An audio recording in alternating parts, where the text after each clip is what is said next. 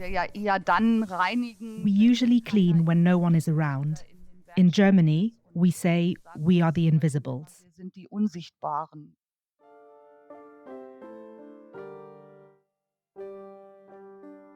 When the essential work happens behind the scenes. Welcome to Unsung Cleaners, a podcast where Europe's cleaners tell their stories in their own words. I'm Gail Rego, the host of this podcast, and together we'll go on a journey to uncover the essential yet often invisible role that cleaners have on our everyday lives.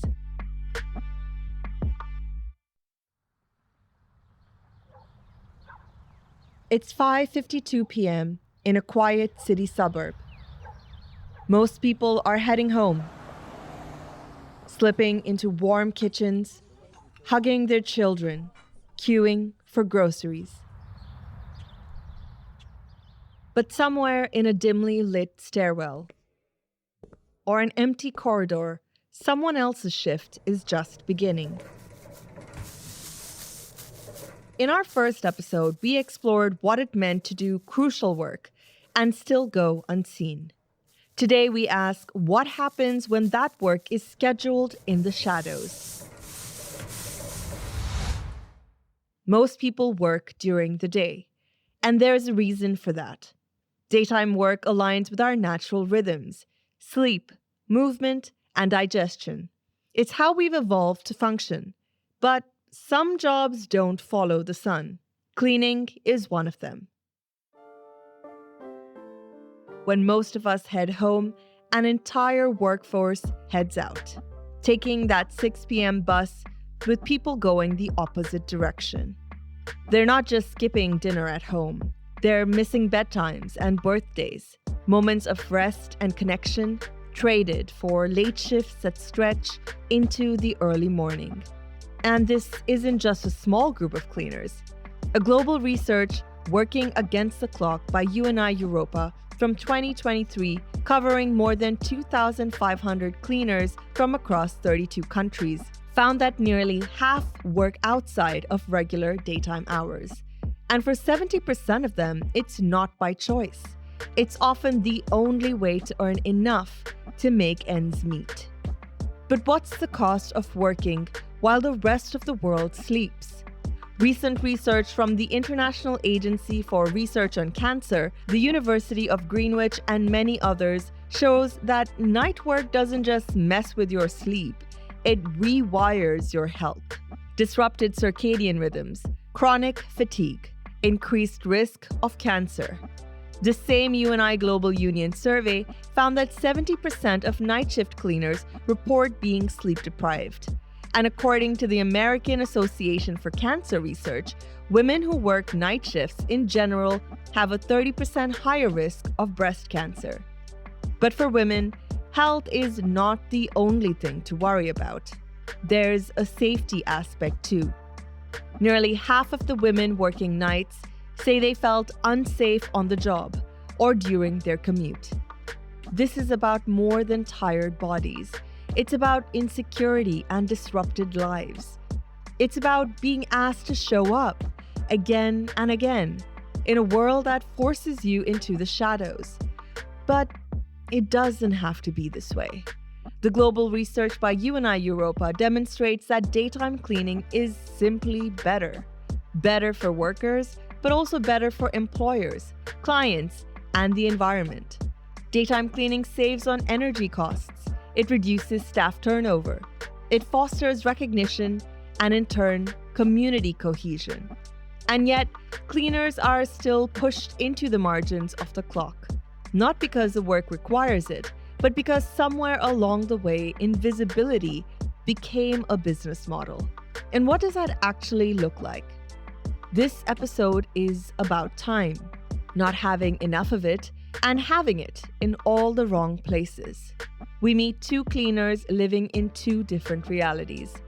Steffi Wlodraski in Germany, who knows the exhaustion of the night shift, and Naomi Asen in Norway, who shows us a more humane alternative.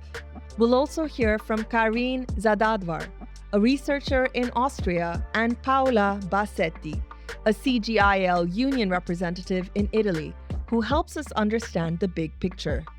But first, to understand what working at night and split shifts actually entails and what pushing back looks like, we'll talk to Steffi.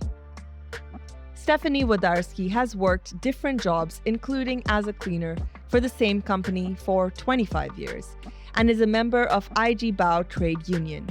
She started with night work at trade fairs in Germany when she was just 15, and now works full-time as a German Works Council member and at the European Works Council, fighting for better conditions for cleaners. Can you tell us what your role as a Works Council member entails? I think for many people in the audience, they might not know what that term actually is. Also in Deutschland ist es so, dass wir uns für die Rechte der In Germany, the Works Council stands up for employees' rights, making sure they have fair working conditions, are paid for all their hours, that health and safety rules are followed, and generally that staff well-being is respected. We also communicate with management, but the priority is always that our employees are doing well. Being a cleaner is a big challenge. It's not just vacuuming. Building cleaning is very broad. Facade cleaning, hygiene work, even bird deterrents. und alle möglichen Sachen. Das ist also sehr, sehr umfangreich. Steffi, you've been working in this sector as a cleaner as well for a really long time. I'm curious how aging in this sector has an impact on your physical and mental well-being. Also natürlich fällt einem, wenn man älter Of course, the older you get, the harder it becomes. You're not as agile, and cleaning 8 hours a day wears you down. You get back pain, knees hurt, arms ache, but people have to keep going because it's their livelihood. verdienen halt ihren Lebensunterhalt mit reinigen. Thanks for that. Have you worked night shifts? And can you paint a picture for us to tell us what a night shift looked like for you from the time you left home? And then once you arrived at the job, how it feels to kind of work when not a lot of other people are working? Ja, also ich habe in meiner Laufbahn natürlich. Yes, I've done night work, starting at 16 at the trade fairs. The fair business is pure night work. The exhibition closes at 6 in the evening, and then we invisibles come and clean everything for the next day. You get home around 4 in the morning, you're too wired to sleep. It's exhausting. And when you have rotating shifts, it's terrible. 1 week nights, 2 days off, then early shifts, then late shifts. The body, family life, social life, everything suffers. At that time, night work was the only option. Maybe 50 people worked days and 500 at night. Day cleaning wasn't really available. It's hard when you're alone at a site. You sometimes think, what if I collapse here? For women, it's often uncomfortable at night, especially when public transport stops. Being alone at night can feel unsafe. We often carpool to stay safe. Hannover ist anders als Berlin. Das ist immer sehr, sehr unterschiedlich. Steffi, you've described how night shifts can disrupt everything from your body to your relationships, but there's also another kind of scheduling that cuts up time in a different way, split shifts, where workers clock in every few hours in the morning, then again in the evening, and usually with long, unpaid gaps in between.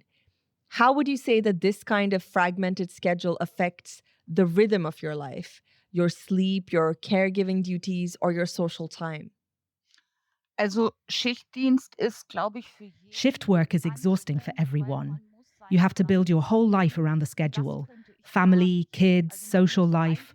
Some manage it, some can't. It's very demanding. System rumbauen. Das ist sehr anstrengend. And some people argue that these split shifts, that they give workers flexibility. Is this something that that is reflected in your experience or in the experiences of the cleaners that you represent? Do cleaners generally find split shifts flexible? Also ich würde sagen, das stört den Ablauf. It des actually Tages. disrupts daily life. Our cleaners need regular routines. Most are women with families and children. Shift work makes that really hard. Mitarbeiter, also wenn ich jetzt an unsere Mitarbeiter. The worst effect is losing your social life. If you can only meet friends once a month, you lose touch.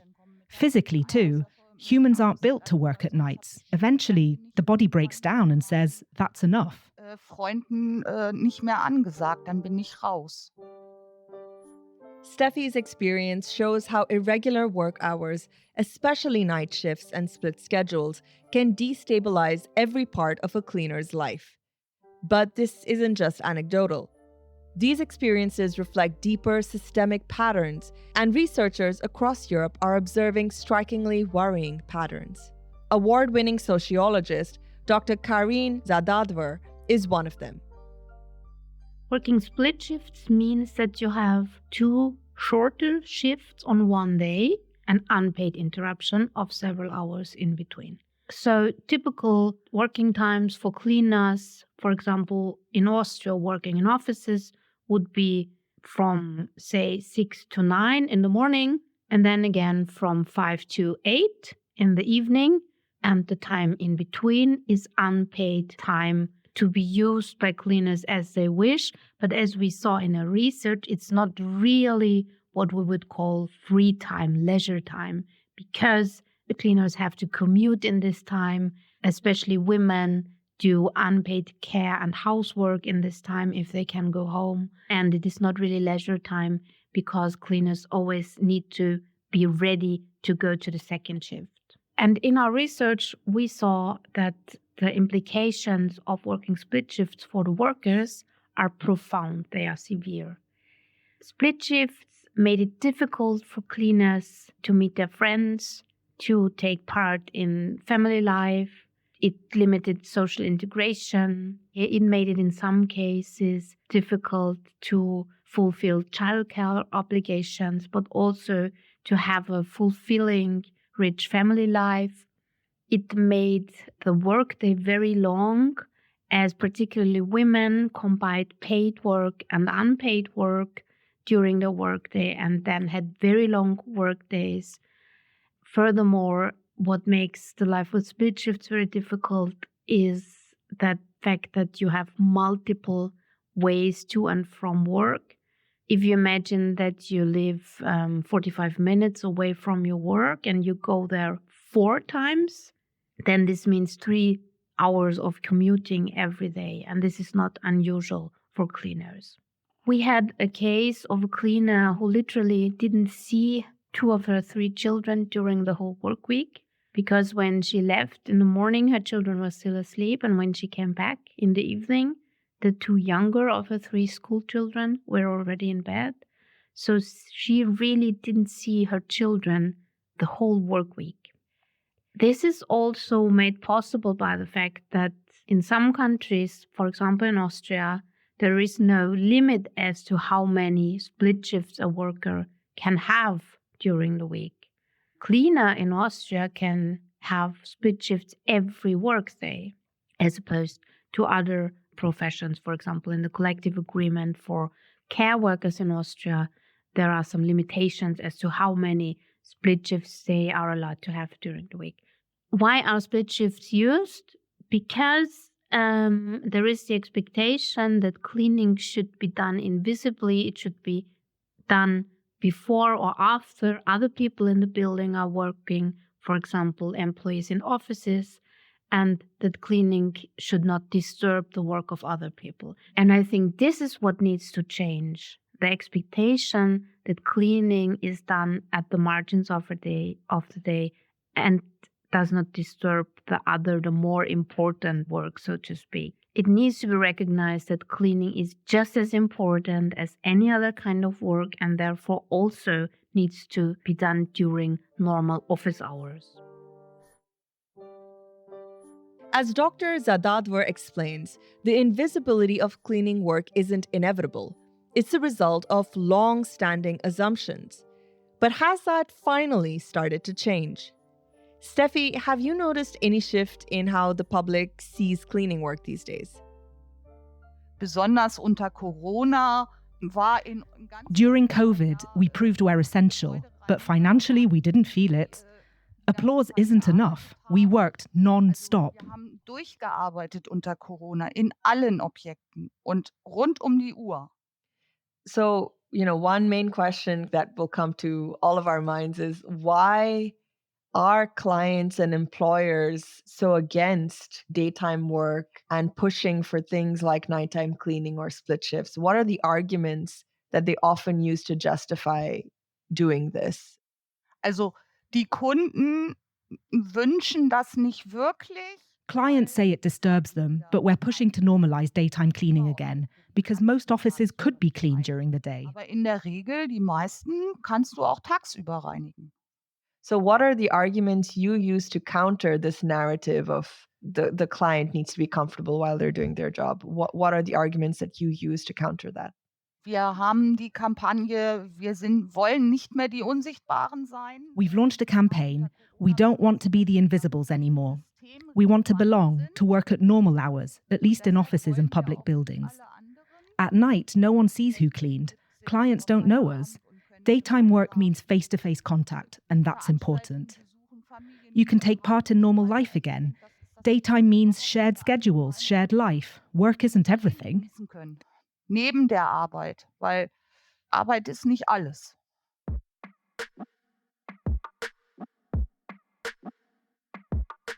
Ultimately, the fight for daytime work and normal shifts is inseparable from the fight for a living wage and respect. Das Geld muss zum Leben reichen und es muss noch ein bisschen. Pay should be enough to live on with something left over.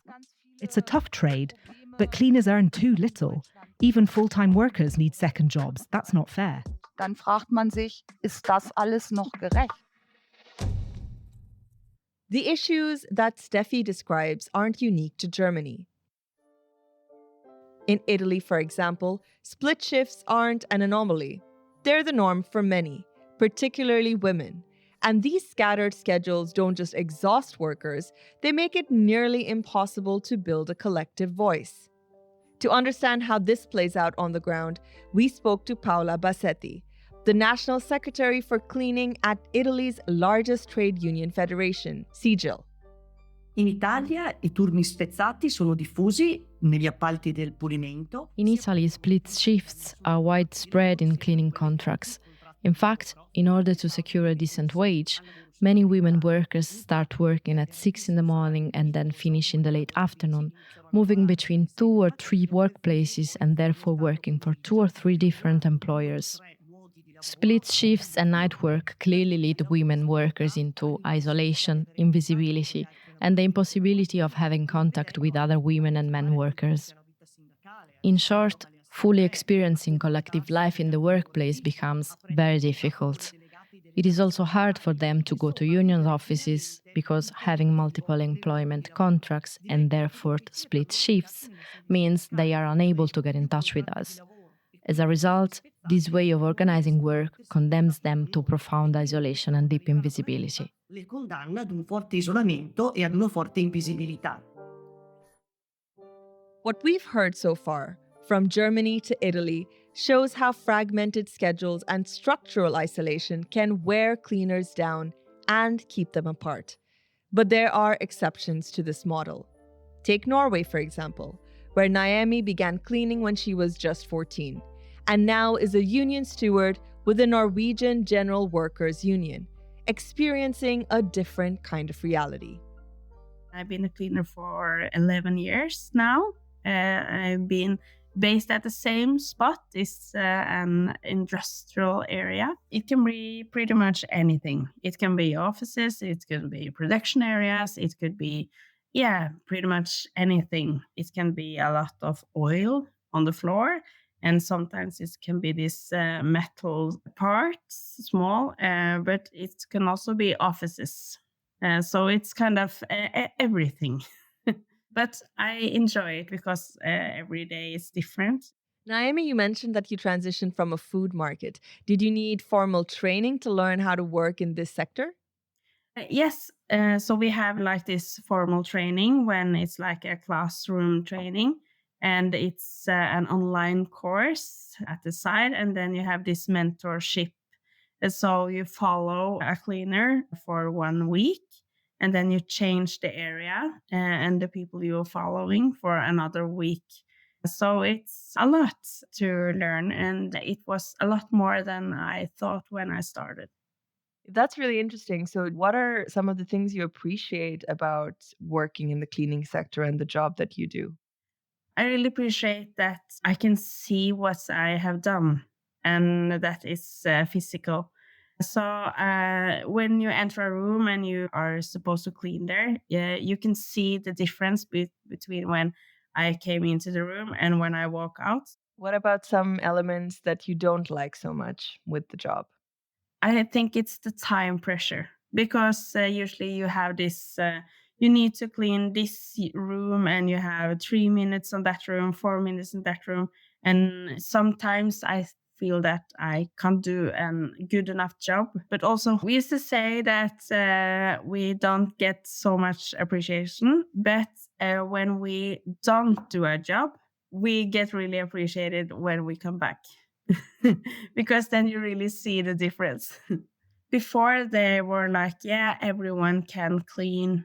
It's not that important because everyone can do it. I do it home. But after COVID, they really saw the difference. In Norway, that recognition translated into concrete rights during the crisis, setting a powerful precedent. In Norway, we have this, some of the occupations, they could send their child to childcare and to school because their job was important enough for the society that they needed to be prioritized for work. And the cleaners were one of the, I think it was maybe 13 or 14 special occupations. So you really saw the difference then. Daytime hours may usually be the norm in Norway, but the fight for the right daytime hours is still ongoing. We usually say that daytime cleaning in Norway is from 6 in the morning. I think many cleaners start at 6, but we should, if we can change the time to maybe 7 or 8 in the industry and in the cleaning in general in Norway, we want to do that. We have this huge project with the union and with the companies that we will try to convince the customer that daytime cleaning is the best for everyone. So we are working for more daytime cleaning. So when you are alone with children, you can still be working as a cleaner, and you can still have this family time and your normal life, that you're not at work when everyone has free time and you don't get to see your children. So you're talking about unionizing and kind of the campaigns around daytime work. Are you involved in the union, Naomi? And what drew you to be involved with them? What impact have you seen through being part of a union? I was drawn to it because when I started, we had a really bad boss. And I was the only one who started to say that, this is not okay. You can't say that. You can't talk to us like that, and demanded that something was changed. Then we got help from the union. Actually, the boss was fired after a while. And then I was like, oh, so if I can help someone to get a better work life, because we are at work almost 1/3 of our life. So if I can help someone get a better life or get a better work life, of course I want to do that. Of course I want to help people. So that's why it started. And I have seen it make many changes, because they are, and now it's focused on daytime, and we see a change, and we can monitor the change through science and through asking. And we see the change when it comes to work rights in Norway. And that the cleaner now gets more higher payments than we used to do. Cleaners are often prioritized, so we have slow and steady in percentage gain more payments through the last 10, 12 years. And also rights for pension, because law in Norway that said that you don't need to get paid for the first 100,000 Norwegian kroners you were earning. But now they changed it, so you get your pensions from the first Norwegian kroner you make in your job. So it's been a lot of change, and I am a math geek. I love numbers, so I have calculated that that one change made me 600,000 more in pension, and I don't know what's it's in euro, but I think it's 55,000. Being part of unions that push for collective agreements has led to increases in pensions up to 600,000 Norwegian krone, or 55,000 euros. But despite Norway's progress, challenges do remain, particularly around split and part-time shifts. Most people in cleaning in Norway work daytime, but to have a full time, it's not that normal. Usually they get part time, and we see a lot of split shifts that you are working in the morning from 6 to maybe 9, and then you start all over again at 4 and work a few hours then. So you are part time and you are occupying your morning and you're occupying your evening. And then that creates a really bad work-life balance, because if you have children, when are you supposed to see them? But we don't have so much night work in Norway because it's really expensive. We have this law in Norway that if you are working usually night, you should get a percentage of raise, because when you are working nights, it's more bad for your health. So you get to work less hours but get the same payment. That's really interesting. So you're able to work in the day, but you're talking about how split shifts still are, create a very fractured life. Between the shift that you do in the morning and the one that you do in the evening, is there a shift that you prefer? I don't know. With the split shift, you lose almost everything of your social life. But when I come in the morning, it's dark and I'm alone. It's sometimes in some building it can be a bit frightening and a bit quiet. I'm a social person, so I think it's good to have people around me. I don't need to necessarily talk to everyone, but the feeling that there are people around me, I think it's really good. And the office people and the people in the production where I work, they are usually coming in around 8 and 9. When you have worked as long as I have, get to know some people. Because it's not always that I see my colleagues because we are working in different buildings. But I have a really good relationship with my customers, and some then I can eat lunch with or talk to about, what have you done in the weekend? How are you? And that really means a lot. And I think if I would lose that, if I were working nights and were just being by myself, I think maybe my husband would leave me, because I will call him all the night, so I have someone to talk to. If I could choose any time of the day I could work, I would work from 7 to 3.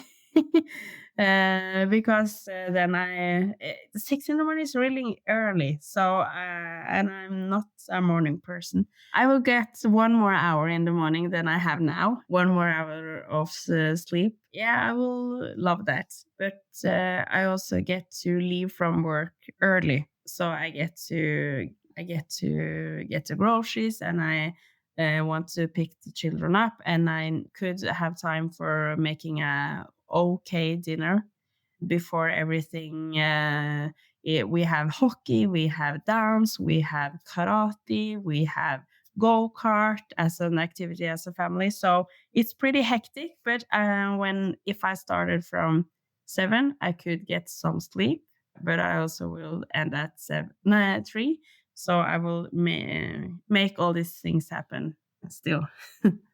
As a union steward, what do you think are the arguments that won daytime cleaning in Norway, and also arguments that could win daytime cleaning in other countries, for example?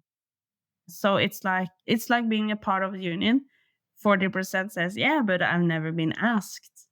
So it's more like the company in this, when they are going to get this agreement that we are going to clean for them, ask if it's okay that we try daytime cleaning.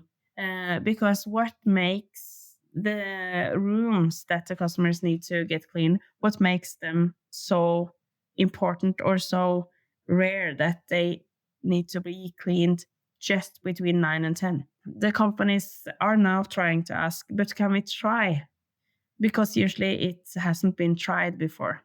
They have had this early morning cleaning or late afternoon cleaning, and they just we have always done it that way, so we will always do it this way. But if you ask, but can we try daytime cleaning? If the cleaners are in the company building when the workers are there, you don't need to get every air conditioner, every fan, or everything working so many more hours. So you can actually save energy and money because of the nighttime extra payment. We talked a little bit about COVID, and in many jobs since COVID, working hours in general have changed. What was considered normal in terms of being in the office has kind of changed for a lot of desk job workers, and they've become more flexible. Do you think that companies are more willing to hear these needs from cleaners and to experiment more, as you were saying, since COVID? Or is it just slowly but surely through unionizing and through having conversations with companies?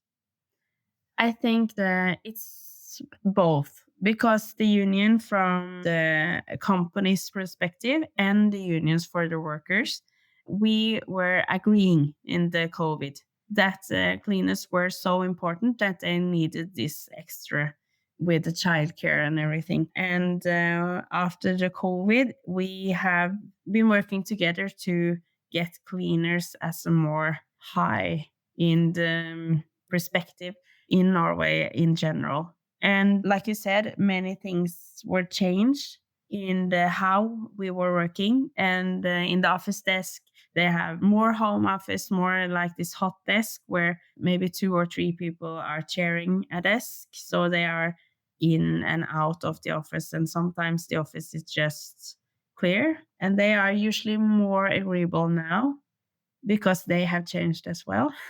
And also that the union were so strong and so clear through the COVID, that really, really changed.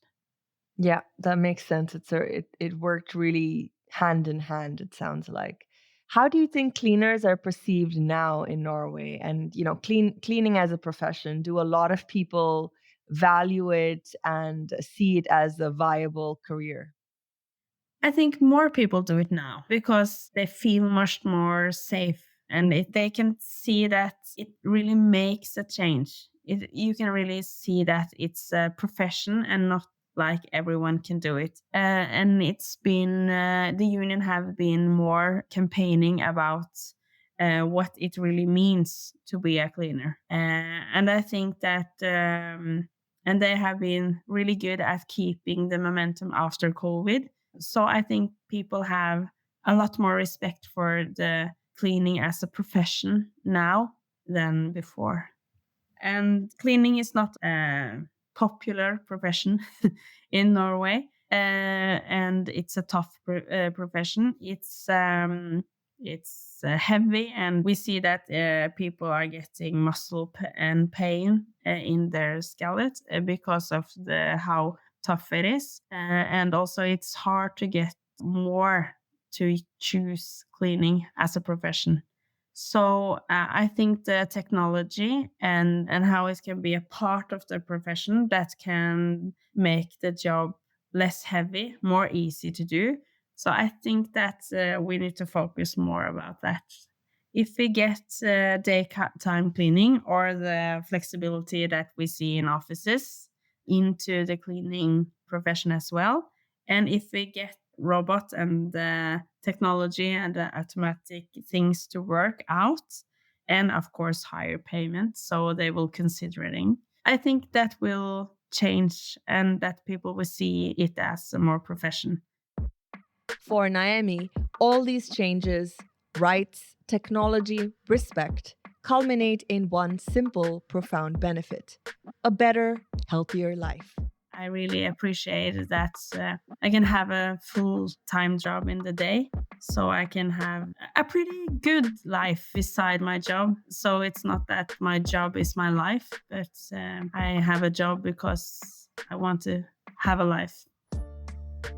Whether it's Steffi's fractured nights or Naomi's early shifts, the real question is, does the invisible workforce that we depend on have a fair choice that works for them? And for us, what do we choose to value more? A short-term illusion of efficiency, or the long-term health, safety, and dignity of the people who hold our world together? Because the solution already exists. Daytime cleaning works. In hospitals across Europe, cleaners work side by side with nurses and doctors in some of the most high-pressure environments imaginable. It's not radical. It's common sense. And yet, in far too many places, cleaners are still being pushed into the shadows. So here's something to consider. Look around. In your office, your school, or your local hospital. Are the cleaners working during the day as part of the team, or are they invisible, working through the night after everyone else has gone home? If they're not visible, start asking why. Why don't we have daytime cleaning here? And does anyone benefit from that invisibility? Start a conversation with your building manager, your union rep, your HR team, or your student council. Bring it up in a meeting with decision makers. Because niggling questions can lead to change. And for the cleaners that we depend on, that change could mean better hours, better health, and a better life. In this episode, we looked at how cleaners are pushed into the shadows through night work and fragmented schedules. But there's another force shaping their invisibility: how cleaning work is contracted. Next time on Unsung Cleaners, we explore how public procurement and outsourcing impacts cleaners' rights and what it would take to build fair work. Thank you for listening to Unsung Cleaners. This podcast was produced by Southern Andler for UNI Europa. Interviews and narration by Gail Rago. Special thanks goes to Alessia Mora and Mark Bergfeld, and dubbers Maureen Hick and Alessandra Giannessi from UNI Europa. And to all the guests featured in this episode: Stephanie Wlodraski, Naomi Asen, Karin Zadadvar, and Paola Bassetti. Thank you for listening to Unsung Cleaners, a podcast supported by UNI Europa and co-funded by the European Commission. Subscribe and leave us a review wherever you get your podcasts.